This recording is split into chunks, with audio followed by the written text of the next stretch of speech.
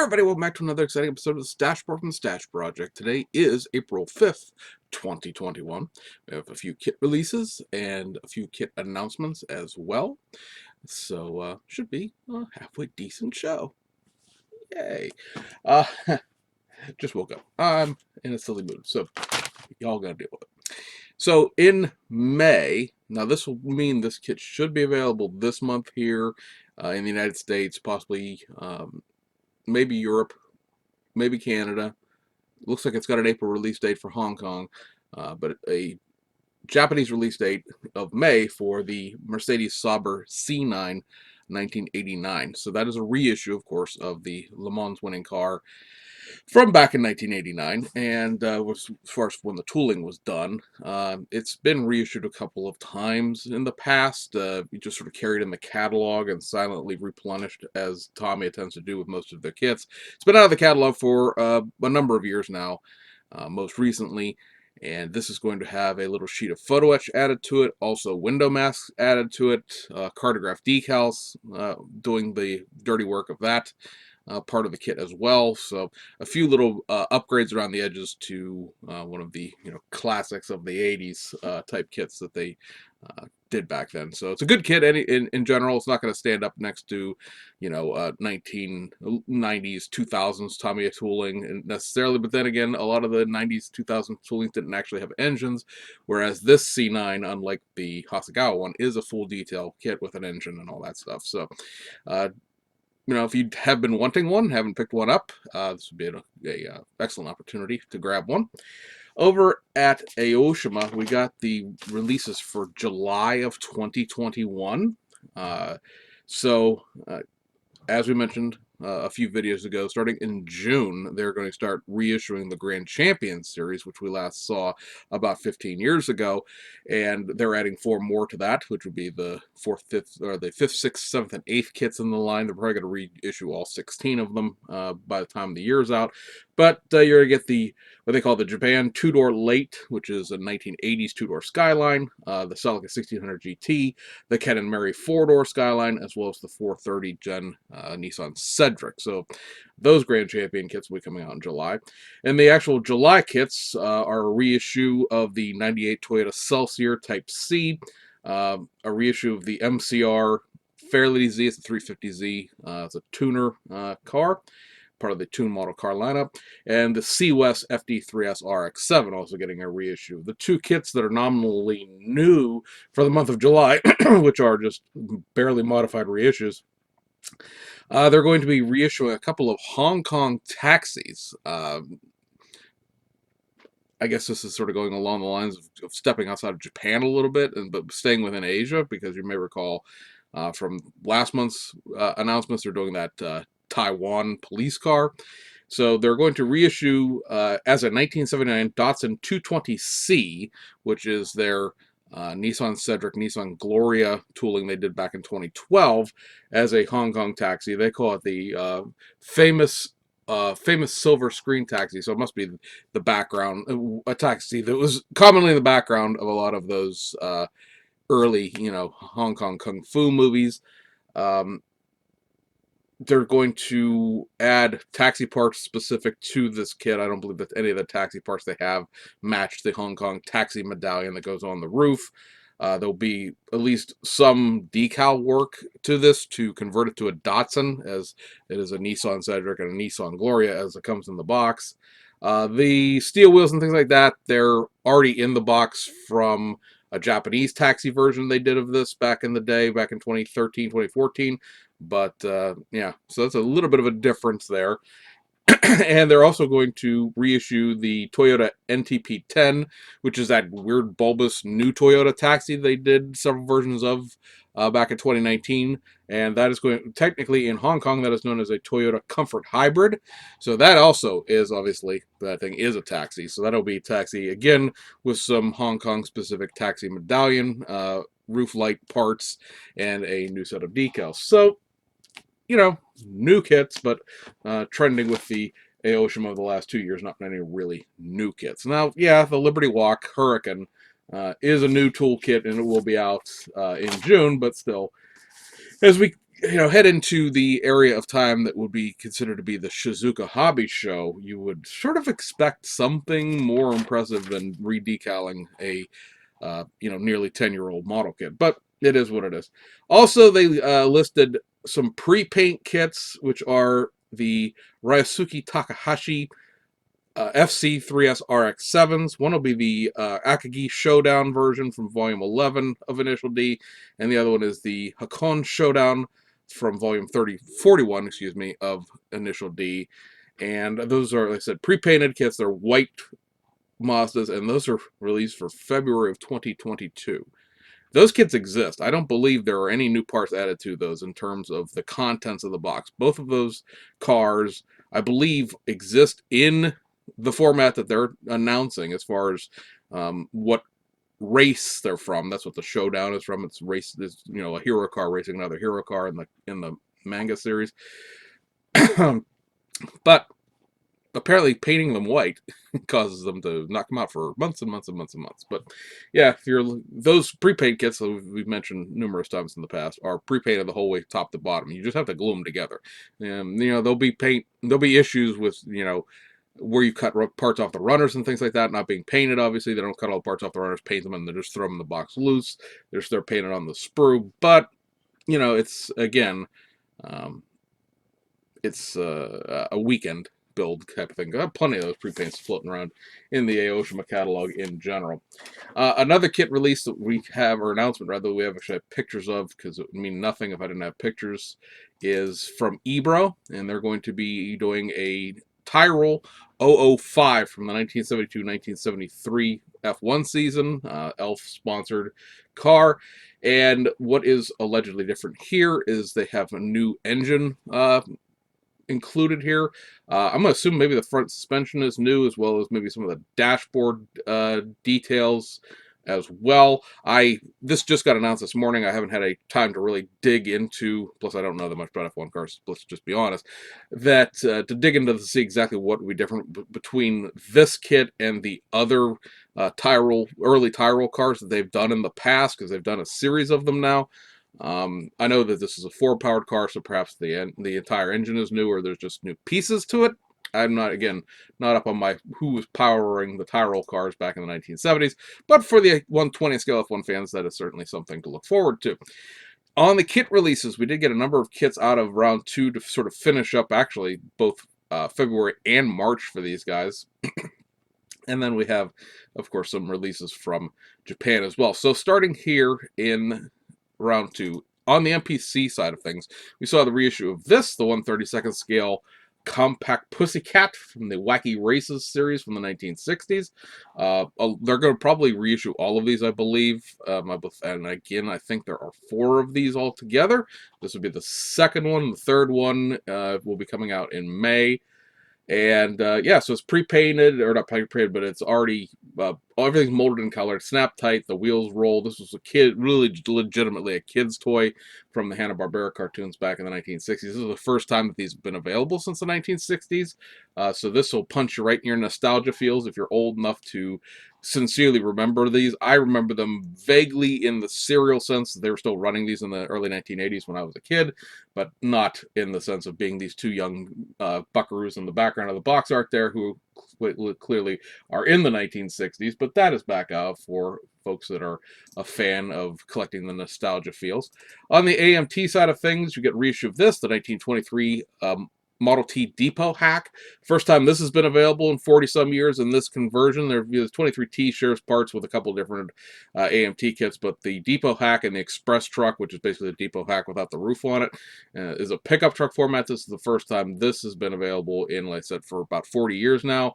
Obviously, they do the normal AMT things here as far as expanding the decal sheet and putting it in the vintage packaging from back in the 1970s. So yeah, for fans of the classics, this is back out. Kit itself, I don't believe it has any changes from the last time it was seen, which I realize was 40 years ago, but the guys who are really going to be like, oh crap, that's really neat. I really wanted one of those for a long time. They know what it's about. Otherwise, it's a 1960s, 1970s AMT kit, so you kind of pretty much know what you're getting there. And again, if you built a lot of the other Model Ts, you get a feel for how this will be engineered and constructed and stuff like that, but that's back out, so that's kind of cool. Always enjoy when Round 2 does those kits that have sort of lost to time, as it were. And the other two AMT kits are the reboxes of the Italeri trucks, which were supposed to come out back in the end of February, and they are the American Superliner. Don't call it a Mac. We don't call this a Mac. I don't know why Italeri or Italeri, depending on your preference, doesn't brand this as being a Mac. I know it's a licensing issue, obviously, but why this, of all things, when they've licensed the names of everything else, is beyond me. It might have been a point in time back in the day where they couldn't get licensing for it. The funny part about this now is, of course, Mac is part of Volvo, and they license other things of Volvo, so I don't understand why this continues to, not be branded. Also, AMT does a line of Macs at this point. Some of the, what are the Ertl trucks, a couple of the MPC trucks, a couple of the AMT trucks, and they still didn't brand this as a Mac. I mean, just throw some decals in it. I mean, the Mac Bulldog obviously is missing off the top of the hood, but otherwise, this is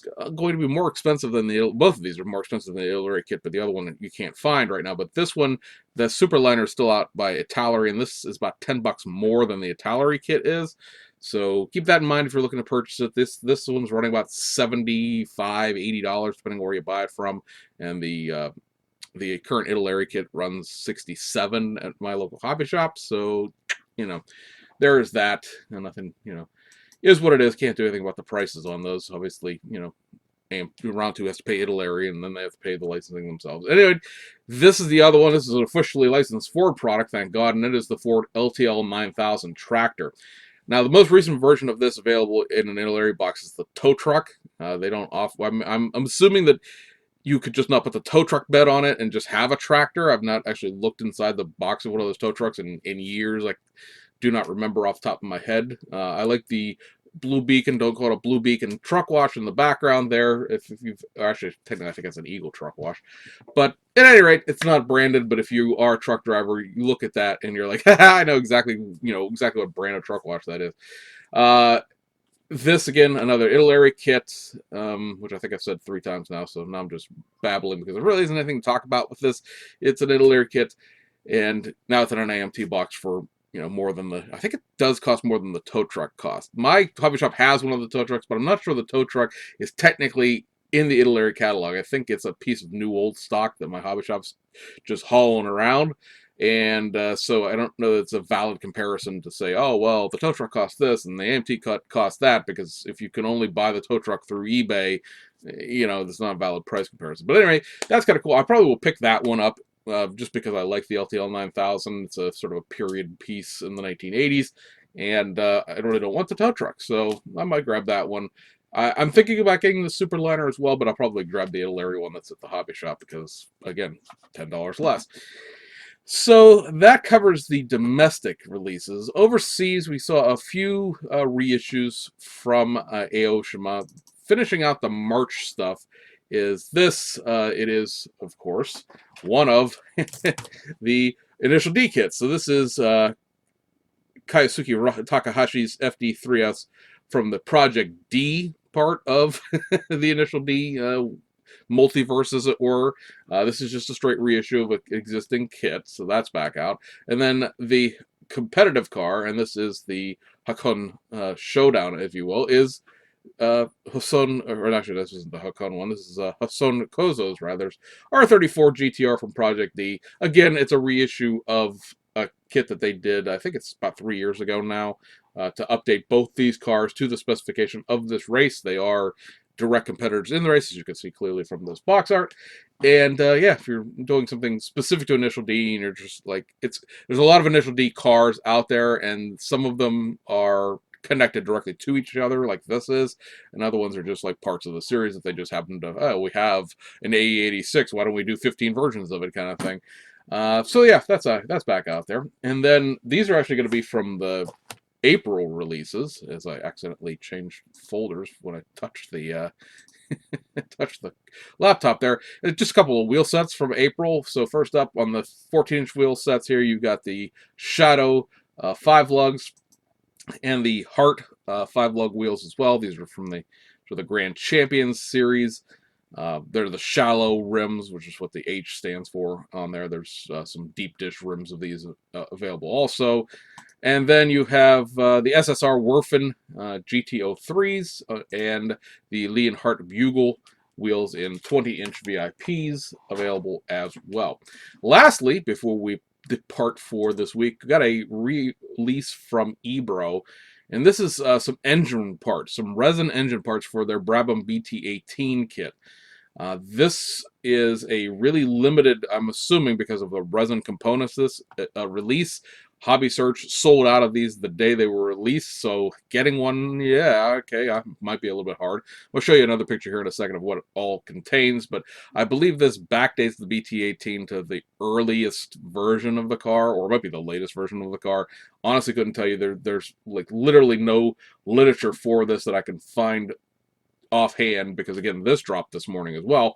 And yeah, it's out there for folks that want to convert it. And here's what you get in it. You get the engine cover, the block, the exhaust, a couple of the plumbing components here, as well as the carbs for the top there. And yeah, it's again, it's resin, and so it's running a reasonably decent price compared to I think this whole thing costs about as much as the kit does.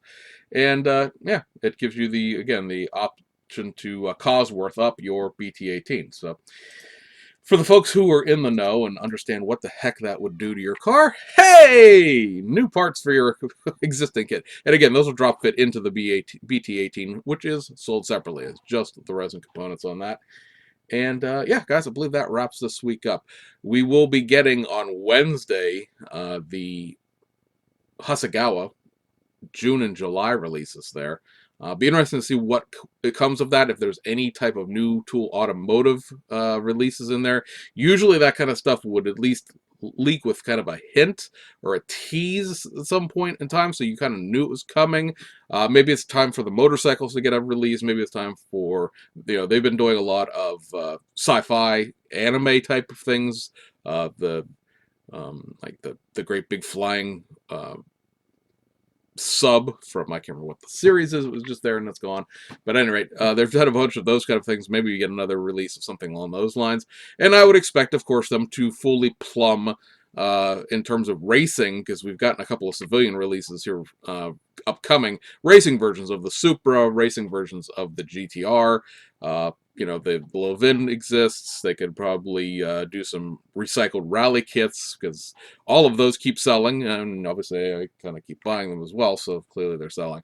And the only thing I think we could just pause for a couple of seconds would be like Group C. I think we've pretty much run out of Porsche 962C liveries for a minute. Let that rest. Let that just sort of sit there, and do some other stuff. So be nice to see what you get there. Supra at this point, the only real option would be to do the 1989 cars, because that would be the remaining season without modifying the tool backwards into the 1987 spec car.